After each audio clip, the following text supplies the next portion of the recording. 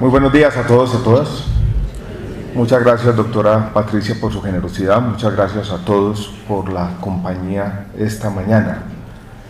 La semana pasada estaba yo en un viaje de trabajo en Berlín y recibí de Hernando un mensaje por WhatsApp que me invitaba a acompañarlos este día. En ese momento reflexioné.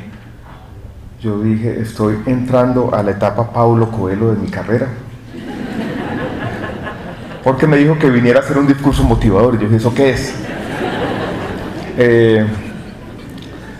De manera irresponsable dije que sí, y aquí estoy, y quiero compartir con ustedes unas reflexiones que en el fondo van a estar unidas tratando de responder una pregunta: ¿por qué vale la pena ser servidor público?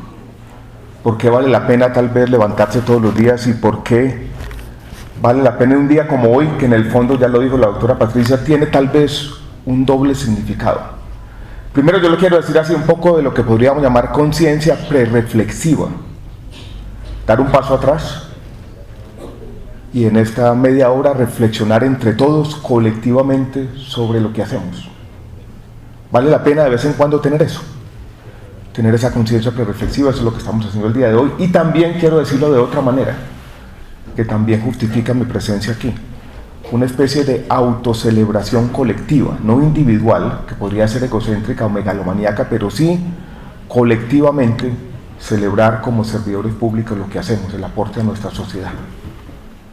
Entonces, por eso fue lo que me pasó por mi mente cuando recibí el mensaje de Hernando. Por eso quise acompañarlos a ustedes esta mañana. La visión que voy a compartir, yo la he llamado en algunos de mis escritos y reflexiones sobre tal vez la vida y sobre ser funcionario público, o servidor público mejor. Esa visión yo la he llamado optimismo trágico, que tiene tal vez dos elementos. Uno individual, que a mí me gusta racionalizar de la siguiente manera: la vida humana es difícil. Tenemos conciencia sobre nuestra finitud. Todos quienes estamos en esta sala hemos vivido lo suficiente para entender que la vida puede ser injusta, que el mundo no está moralmente ordenado, que muchas veces le pueden pasar cosas malas a la gente buena, y que existe, digámoslo de esta manera, una suerte de tensión entre la razón humana, y no quiero sonar muy existencial, la indiferencia del universo, la finitud, lo que alguien llamó el absurdo, y la insatisfacción, que también siempre nos acompaña. Yo he hecho esta reflexión en voz alta muchas veces y quiero reiterarla aquí. Hace 6 meses estaba yo mirando el teléfono celular después de haber leído un libro de un escritor argentino que me gusta, llama Manuel Mujica Laínez, y él había hecho un viaje a la isla de Sicilia, y en las afueras de Palermo había estado en la casa de un dramaturgo italiano, Luigi Pirandello, y la describía tan bonito que yo quise viajar allá, y cogí el teléfono celular, puse Google Earth, y allí estaba en la casa las imágenes: el muro bermejo abrazado por una enredadera, y caminaban por esos corredores viendo el celular. Quise llamar a mi esposa a contarle, no me paró muchas bolas, y en ese momento se cortó la llamada del celular, y lo que pensé yo para mis adentros es: hijo de puta, esto no sirve para nada. Y me di cuenta de la insatisfacción del ser humano, de la incapacidad que tenemos todos los días de apreciar, en este caso, un milagro de la tecnología: la finitud, la conciencia de la injusticia del mundo y la insatisfacción que casi nos define. Somos insaciables. Si nos fuera concedida la inmortalidad, nos seguiríamos quejando. Pero a pesar de todo, esa es la idea del optimismo trágico que quiero compartir con ustedes. La vida vale la pena.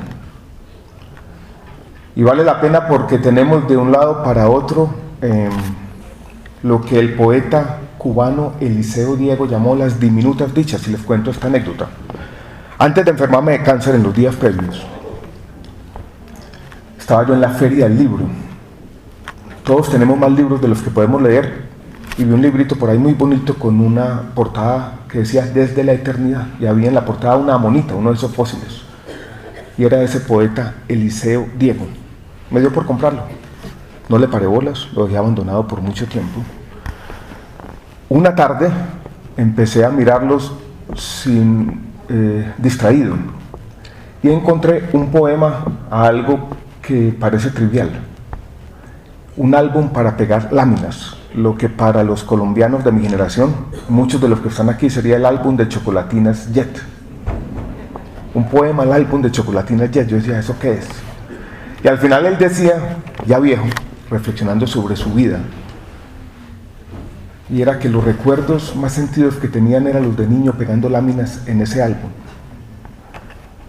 Y decía la siguiente frase que me quedó grabada: las diminutas dichas que se aferran con sus mínimas garras a la vida serán el porqué sí de todo.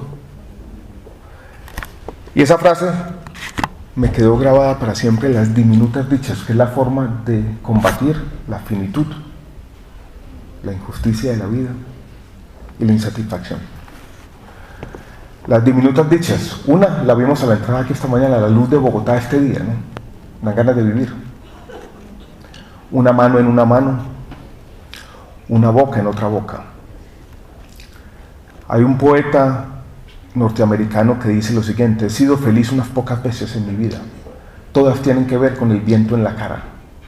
El viento en la cara también es una diminuta dicha. Hablábamos de los alicios ahora que nos dan frío, pero también retornan las ganas que tenemos de vivir. Hace 2 años exactamente, el mes de agosto del año 2017, yo estaba sometido a un tratamiento de quimioterapia, no salía del hospital, los días se sucedían uno tras otro, yo sentía que se me estaba yendo la vida. Llegué un lunes por la tarde a mi casa, sin un aliento. Mi esposa estaba trabajando y quise mandarle un mensaje. Y en ese mensaje lo que le dije fue lo que en ese momento quería hacer, cosas que quería hacer. Y lo que quería hacer en ese momento, cuando se me estaba yendo la vida, eran las diminutas dichas. Salir de la casa, dar la vuelta a la esquina, entrar al restaurante italiano que hay ahí, que no va mucha gente, y sentarnos en una mesa, no uno al frente del otro, sino a los hippies, los dos al mismo lado, y de pronto pedir una botella de vino y brindar, porque estar juntos es razón suficiente para brindar y brindar.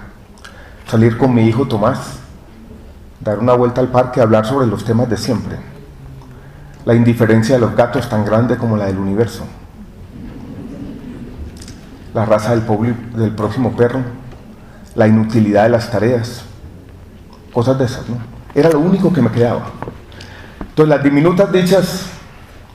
Y hay otro tema que me gusta contraponer a esa visión compleja de la vida, y son las historias que nos contamos todos los días. La vida en el fondo es azar que se va volviendo esencia. Yo era un ingeniero desubicado que no conseguía trabajo. Vine a una entrevista de trabajo a una obra de construcción aquí en la 127, arribita de la séptima. Me ofrecieron un salario mínimo y medio, tenía que llegar a las 7 de la mañana, salir a las 9 de la noche. Dije, no acepto ese trabajo. Me vine a la Universidad de los Andes hace 30 años, buscando la Facultad de Administración para ver si estudiaba algo, a ver si conseguía un mejor trabajo. Me perdí, no encontré la Facultad de Administración, me topé con la Facultad de Economía y dije, pues bueno, estudiemos Economía. 15 años después era decano y 30 años después rector. Esa trayectoria vital que ahora leyeron de manera resumida era absolutamente impredecible. Todos tenemos una historia similar que contar. Todo lo que pasa tiene probabilidad cero, pero pasa. Y por eso las historias nos redimen también. Toda esta introducción grande, no he empezado, es para contarles que la visión que quiero compartir con ustedes es desde el punto de vista individual. Yo la llamo así: optimismo trágico. La vida tiene cosas complejas. La condición humana es difícil. Pero tenemos razones suficientes para celebrar la vida. Y hoy en el fondo estamos celebrando sus vidas como servidores públicos. Y esta visión del optimismo trágico también puede aplicarse no solo a la vida individual, con estos reflexión general que les he contado, sino también a la vida colectiva. En general, en mi carrera como servidor público, en los muchos días que pasé como ministro de Salud, 6 años, recuerdo que al final del ministerio, yo estaba sentado por allá, en tal vez la última conferencia que fui, inconspicuamente, en un auditorio y llegó un investigador inglés y yo vi que preguntaba, yo quiero conocer al ministro de Salud de Colombia. Yo dije, qué pereza hay hablar con gente. Hasta que levanté la mano, aquí estoy yo. Y el tipo me dijo, 6 años de ministro de Salud. Yo lo quería conocer a usted. Eso es una insensatez. En esa labor yo quería combinar siempre 2 cosas. Una, saber que la vida colectiva es difícil. Saber que hoy en día vivimos momentos difíciles en la humanidad. Hay una falta de confianza sobre todo. Muchos de los aspectos y sobre todo las instituciones democráticas hoy en día están en una crisis de confianza en Colombia y en el mundo. Hay una especie de tribalismo y nacionalismo que está creciendo por todas partes. Pero yo me decía todos los días, tenemos que seguir creyendo en 2 cosas, en las instituciones, en nuestras instituciones, lo único que tenemos, y segundo, en la capacidad que tenemos como servidores, cada uno desde nuestro ámbito, no solamente ser artífices en el cambio institucional, sino también en el cambio cultural, en cambiar algo aquí, en la mente de las personas. Porque en el fondo, el cambio cultural no solamente depende del cambio en las reglas de juego en las instituciones, sino también que logremos transformar la sociedad aquí.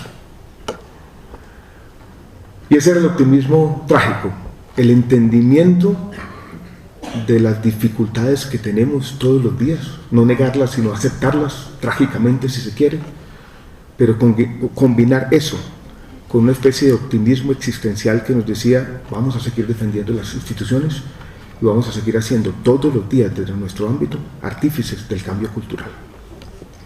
Porque vale la pena ser servidor público. Y yo quise compilar entonces 5 razones. Empiezo por la primera. Yo vengo de la academia, y el mundo de la academia, que está el doctor Cifuentes, fuimos decanos al mismo tiempo, él de Derecho, yo de Economía. En ese mundo la función pública se ve muchas veces como una abdicación. Cuando uno es académico y le dice a sus compañeros, yo voy a dejar el mundo protegido de la academia y voy a entrar al mundo peligroso de la función pública, lo miran raro. Pero el mundo en que vivimos, que es el mundo difícil, yo creo que a los académicos nos enseña algo. Y es que tenemos que aprender a rechazar lo que alguien llamó la idiotez de lo perfecto. Es un mundo difícil, pero es un mundo que nos permite liberarnos como académicos, y esto es mi reflexión personal, liberarnos de la idiotez de lo perfecto. Esto dice la poeta polaca Wisława Szymborska. A la cebolla la entiendo, el mejor vientre del mundo, solo se rodea de aureolas para su propia gloria. Nosotros, grasas y nervios, secreciones y secretos, y se nos ha denegado la idiotez de lo perfecto. El cambio institucional, la función pública no es el mundo de lo perfecto, no es el mundo ideal, no son las reflexiones que hacemos en la academia, muchas veces protegidas. Es un mundo complejo. Pero uno aprende rápidamente que la construcción de capacidades del Estado, que esa curiosidad por el mundo que tenemos que tener los servidores públicos, en el fondo nos enaltece más que la reflexión puramente abstracta. Nuestra función, escribí yo ayer tratando de poner mis ideas en blanco y negro, es construir. Estaba yo esto eran por los mismos días que encontré ese librito Desde la eternidad con las diminutas dichas. Eso fue Semana Santa del año 2017. Yo había encontrado un librito que les recomiendo, de Stefan Zweig, la biografía de Michel de Montaigne, incompleto, el último libro que escribió, antes de quitarse la vida en Brasil, por allá en los años 40, desesperado por lo que él veía que era la destrucción de su mundo. Había leído de un economista, en el fondo yo he sido desde chiquito esclavo del super yo, que si uno leía un libro tenía que hacer una reseña. Y yo me leía el libro, estaba en un avión y yo decía, ¿qué voy a escribir de este libro? Bueno, voy a hacer una reseña. Y como estaba perezoso de escribir la reseña, la hice con frases sueltas. Algunas de esas frases fueron las siguientes: los esporádicos arrebatos de locura que aquejan la humanidad, no afirmar nada temerariamente, no negar nada de la ligera, y estas ideas que quiero compartir con ustedes.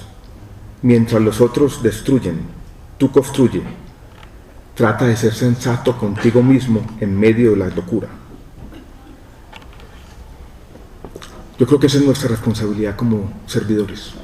Tratar de ser sensatos con nosotros mismos en medio de este momento difícil de la humanidad. Yo no sé si llamarlo locura, pero Michel de Montaigne, que inventó el ensayo, había visto cambiar y transformar su mundo también, y lo dijo una y otra vez: la humanidad tiene sus momentos de locura y tenemos que ser capaces de contrarrestarlos. Entonces, la primera idea es ser conscientes de que la vida como funcionario público significa liberarse de la idiotez de lo perfecto. Este mundo va a ser difícil, va a ser complejo, y el contexto actual es todavía más difícil. Yo no quise aceptar el ministerio cuando me lo ofrecieron la primera vez, les confieso. Recibí la primera llamada y mi reacción inmediata fue decir no. Estaba protegido, valoraba mi independencia intelectual, valoraba las glorias fáciles de la oposición, poder escribir una columna todos los viernes para ser publicada el domingo en El Espectador, criticando cualquier cosa.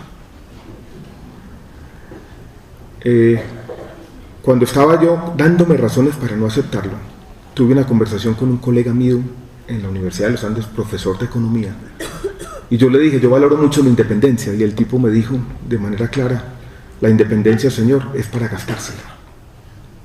No tuve nada que decir ante ese comentario.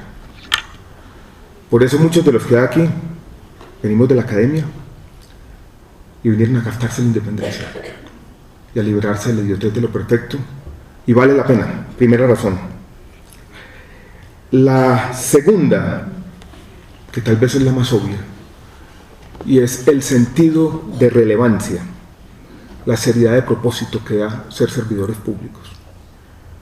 Yo siempre tenía en mente, cuando fui ministro por esos 6 años, que tal vez los objetivos preponderantes de lo que hacemos en mi mente eran 3 o tal vez 4. El primero, la lucha por la libertad.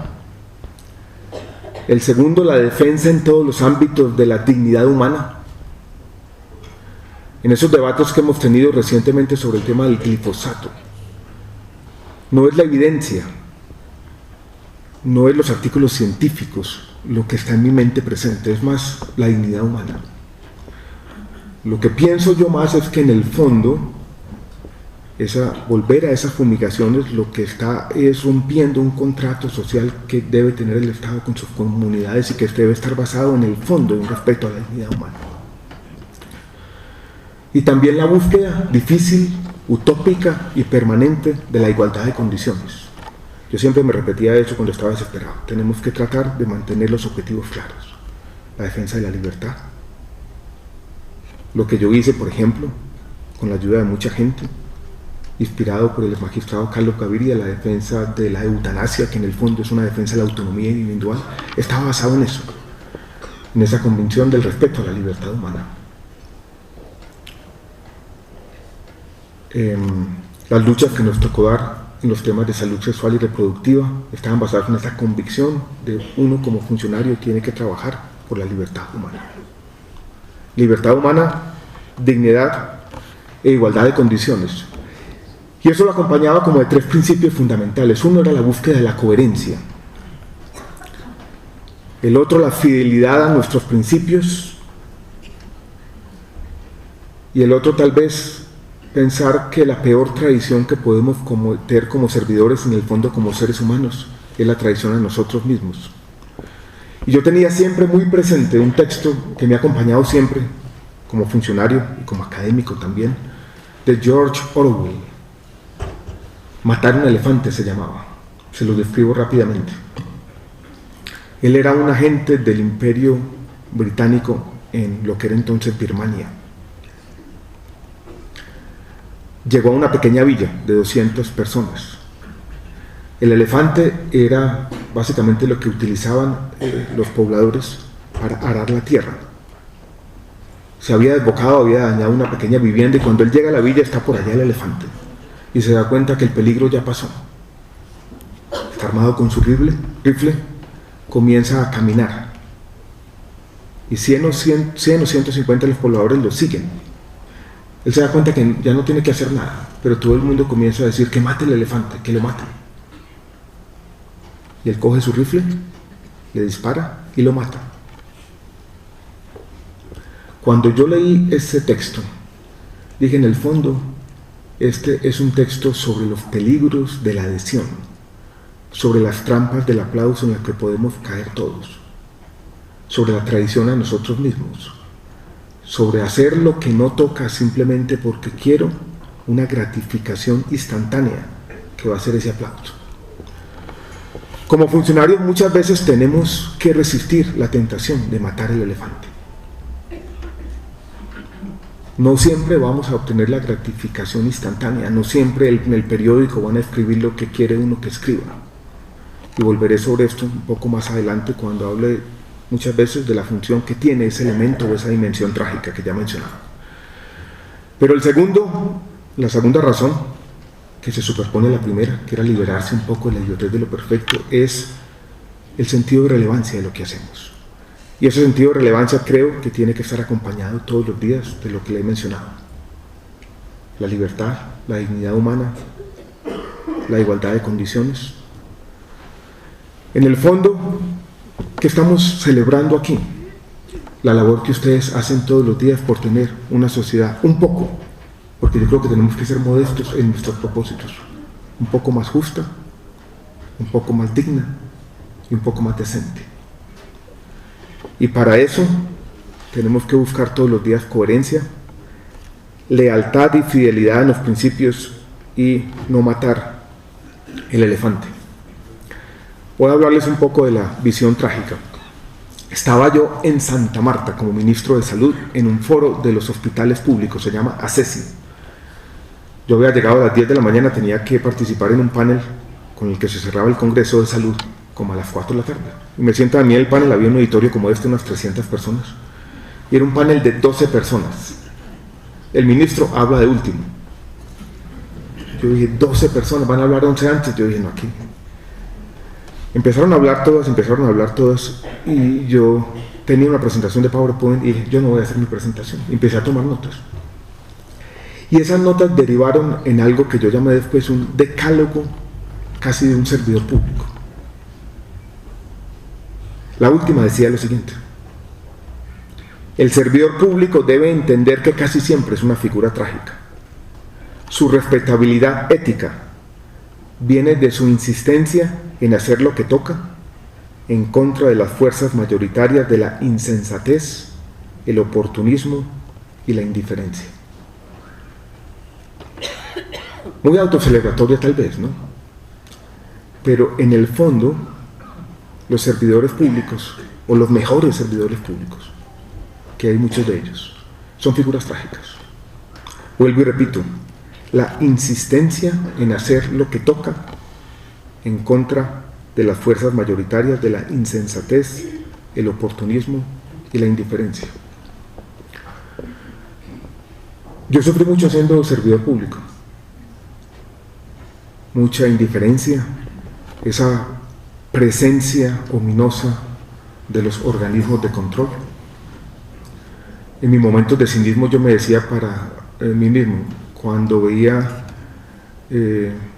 muchas veces la insensatez de los organismos de control, voy a decir una frase que puede meter en problemas. Yo una vez le dije a mi esposa, hay algo peor que la corrupción, la lucha contra la corrupción.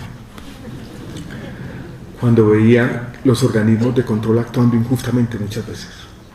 Era difícil, ¿no? Pero hacer lo que toca.